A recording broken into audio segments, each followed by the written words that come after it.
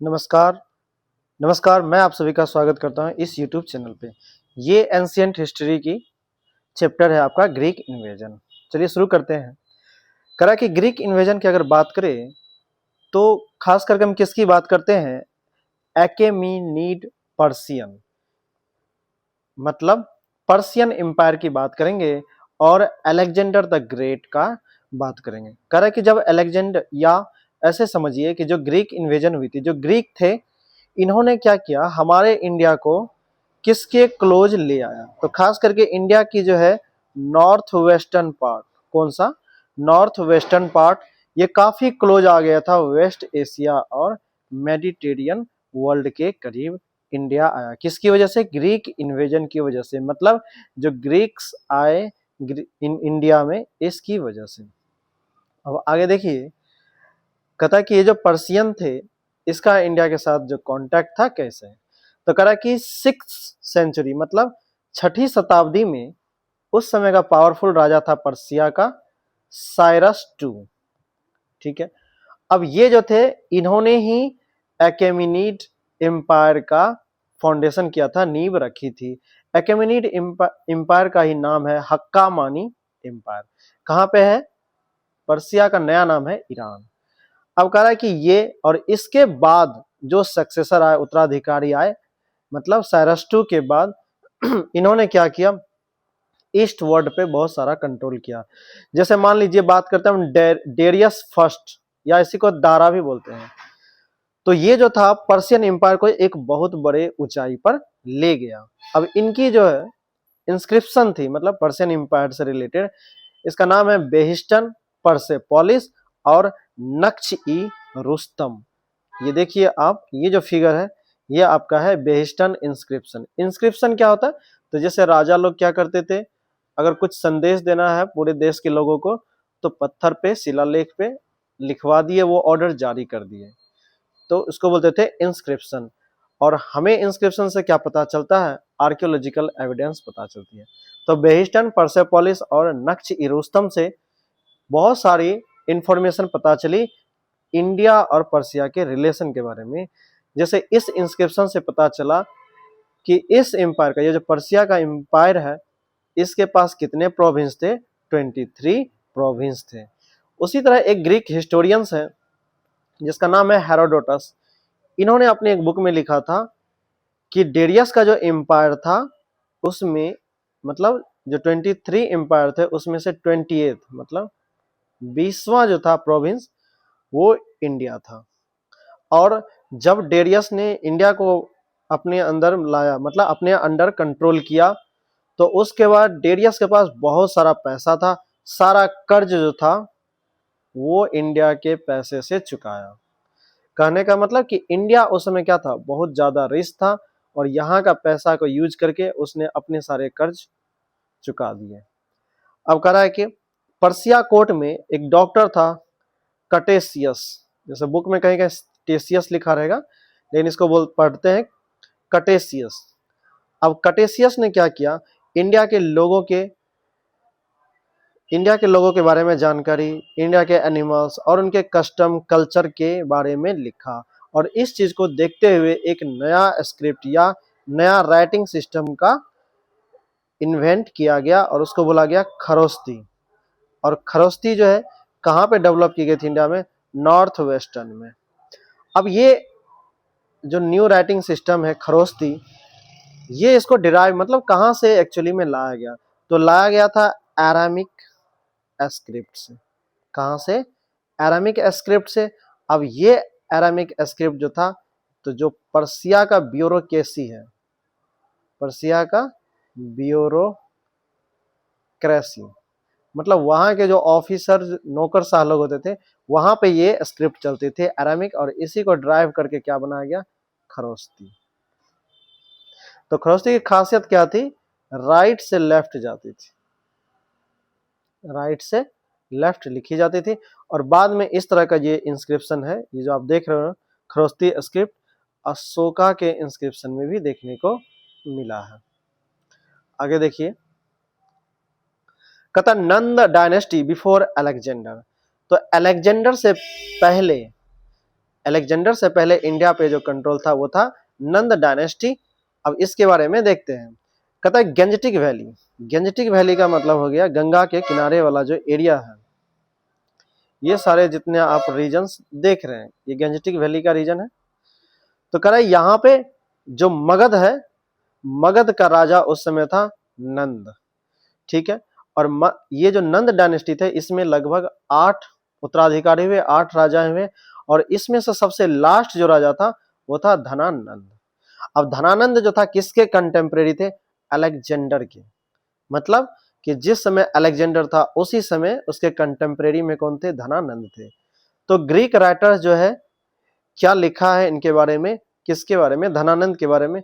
ये काफी वेल्दी था, मतलब कि मगध जो था उस समय बहुत ही मतलब रिच कंट्री था और पावरफुल था, और उसके बाद बहुत बड़ी आर्मी को ये रूलिंग करता था और बहुत बड़ा इसके पास खजाना भी था धनानंद के पास। अब कह रहा है क्या, सबसे इंपॉर्टेंट इसका जो कमांडर था उन्होंने मतलब जो इंडियन ट्रेडिशन को मेंशन किया था वो था भद्रसाल।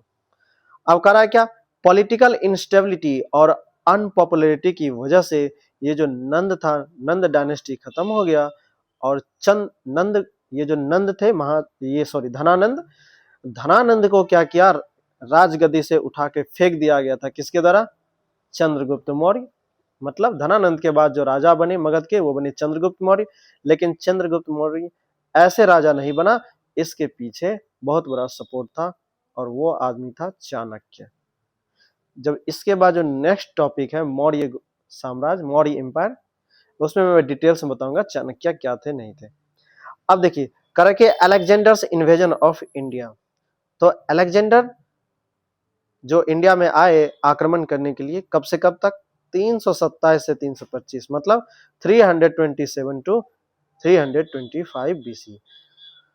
अब कह रहा है कि अलेक्जेंडर कहां से आया था? तो मैकेडोन का आया था, मैकेडोन बोलिए। इन्होंने क्या किया? अकेमेनिड एम्पायर को हरा दिया, और उसके बाद क्या किया, इसके सारे पावर्स को खत्म कर दिया गया, और इंडिया के ईस्ट तरफ जो है ये चला, और लगभग 327 बीसी में इसने हिंदू कुश रीजन को पार करके इंडिया के नॉर्थ वेस्टर्न में एंट्री मारा। अब देखिए हिंदू कुश क्या है, तो ये वाला जो रीजन आप देख रहे हैं ये सब क्या है? हिंदू कुश रीजन है। लगभग 3500 किलोमीटर करीब इसकी लेंथ है हिंदू कुश का, और इसके अंतर्गत आपके 8 कंट्रीज आते हैं, जैसे Afghanistan, Bangladesh, Bhutan, China, India, Nepal, Myanmar और पाकिस्तान। अब कह रहा है कि एशिया के लार्जेस्ट रिवर सोर्स है कौन सी? हिंदू कुश रीजन। अब कह रहा है क्या, इसने बहुत सारी लड़ाइयां लड़ी, किसने? अलेक्जेंडर ने बहुत सारे कैंपेनिंग की, और क्या किया, छोटे छोटे राजाओं के अगेंस्ट लड़के फिर अपने में मिला लिया, और उसके बाद जो ट्राइबल्स रिपब्लिक थे इनके साथ भी इनकी अच्छी खासी लड़ाई हुई, खास करके जो अभी का है अफगानिस्तान, पाकिस्तान और नॉर्थ वेस्टर्न इंडिया। इस समय पे क्या था, बहुत सारे ट्राइबल्स रहते थे, इनके साथ भी अलेक्जेंडर की अच्छी खासी लड़ाई हुई। लगभग 2 साल तक इनके साथ इनको लड़ना पड़ा। और कह रहा है कि जब अलेक्जेंडर लड़ाई करते करते और इंडिया में आगे बढ़ा, कहां तक? ब्यास रिवर या बिपाशा रिवर भी इसको बोलते हैं। यहां से इसके बाद क्या हुआ, अलेक्जेंडर की जो ट्रूप्स थी, जो सेना थी, उसने मना कर दिया आगे जाने से, और वहां से क्या हुआ, फिर ये लौट गए, और 325 बीसी में क्या हो गया, तो ये लोग जो है अलेक्जेंडर सहित इंडिया छोड़ के चले गए। कहता है कि लगभग जो ये अलेक्जेंडर जो आए थे, कितनी लड़ाई की, कितनी कैंपेनिंग की, तो लगभग देखिए 8 ईयर्स इसने लड़ाई की, ठीक ना। उसके बाद कितने चला, तो लगभग 12,000 माइल्स मार्च किया, और ये पैदल या घोड़े से ऐसे 12,000 माइल्स चला लगभग 8 साल में। और फिर कह रहा है कि जो रिसेंटली इनकी लड़ाई हुई थी, एक लड़ाई का नाम है battle of Hydaspes against king Porus. मतलब एक राजा था किंग पोरस इंडिया का, इसके बीच अलेक्जेंडर की काफी लड़ाई हुई। हालांकि इस लड़ाई में तो हार गए, पोरस हार गए, लेकिन उसके बाद जब ये इतनी बहादुरी से लड़े, कौन? पोरस, कि इससे अलेक्जेंडर बहुत खुश हुआ, और अलेक्जेंडर ने बोला इसको कि बताओ भाई तुम्हें क्या चाहिए, तो इसने बोला कि मैं एक राजा हूं और मुझे राजा की तरह सम्मान मिलना चाहिए। तो फिर उसके बाद अलेक्जेंडर ने क्या किया, जितनी सारी टेरिटरी ली थी पोरस से, सारा क्या कर दिया, रिटर्न कर दिया और बहुत सारी टेरिटरी इनको दे दिया। अब कह रहा है कि इस लड़ाई के बाद जो है अलेक्जेंडर वापस लौट गया इंडिया से। अब इसके बहुत सारे कारण हैं। पहला देखिए, एग्जॉस्शन एंड मॉरल।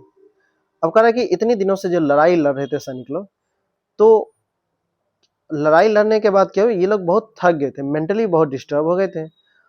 तो ये चाह रहे थे कि वापस अपने घर के और चले जाए।